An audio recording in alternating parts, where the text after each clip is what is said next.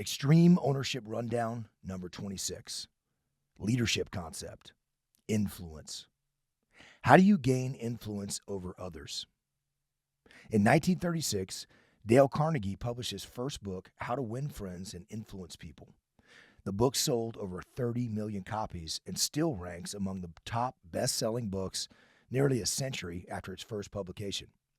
It stands as a testament to the power of influence, which is integral to the success of human beings in their personal and professional lives. We want to be able to influence others.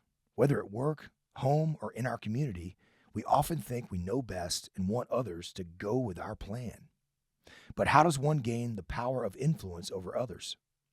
It isn't by insisting that your way is best and demanding that others do things your way. That only diminishes your ability to influence others. The more you insist that people do things your way, the more they tend to resist. In psychology, this tendency is called psychological reactance, a theory proposed by American psychologist Jack Brem in 1966. Brem noticed that people often react negatively when they feel someone or something has removed their ability to make a choice or to seek alternative solutions. Why is it that a child sometimes does the opposite of what he is told? Why would a person sometimes dislike receiving a favor? Why is propaganda frequently ineffective in persuading people? And why would the grass in the adjacent pasture ever appear greener? Brem, 1966. At Echelon Front, Jocko summed it up this way: no food tastes good when it's forced down your throat. It doesn't matter if it's the best steak I've ever tasted. If someone forces me to eat it, I will resist. I will push back. I will seek alternatives.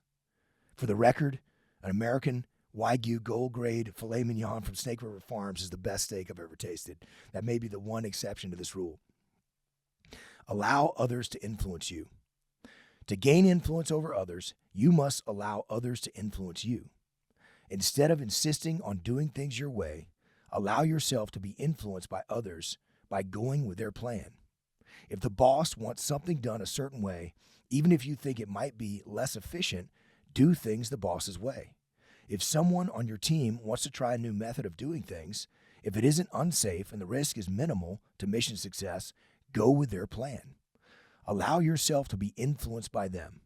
When you do this, it opens their mind and allows you to have more influence on them. Real-world example. She doesn't listen to anyone, a chief marketing officer told me.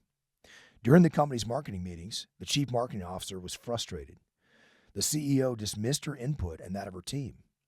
The CEO insists we do things her way, and she doesn't even have marketing experience. But every time I try and tell her the best way to reach our sales goals and increase our customer base, she dismisses my input. It sounds like you don't have much influence over your CEO or the company's direction, I replied. I don't, the chief marketing officer agreed. That's exactly why I'm frustrated.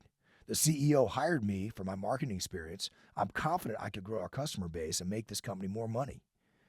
Does it help you to not have any influence? I asked. Does it help your CEO? Does it help your company? The chief marketing officer thought for a moment. No, it doesn't, she acknowledged. It hurts our company, and it also hurts our CEO. It certainly doesn't help me or my team. It actually helps no one. Why don't you have any influence? I asked. I don't know, replied the chief marketing officer. When the CEO wants something done, how often do you push back? I asked. The chief marketing officer shrugged. A lot, she admitted. I guess I push back on just about every one of the CEO's suggestions. If you want to influence your CEO, I suggested, you must allow yourself to be influenced by her. Instead of pushing back on her marketing plans, do your best to execute them. Accept her guidance, even if it's not how you might do things. Once you've dug into the details of her plan and made an effort to execute the plan, you can then go back to your CEO with feedback and data. You can provide updates and recommendations for adjustments to make her marketing plan more successful. If you do that, I continued, how much more influence do you think you will have on your CEO to implement a successful marketing plan to help your company win? A lot more influence, the chief marketing officer replied. No doubt, she was right. For action. This week, think about influence. Think strategically, detach, and conduct an honest, realistic self-assessment of your ability to influence those around you, at work, at home, among your circle of friends, and within your community. Where are you trying to force others to do things your way? Where are people pushing back?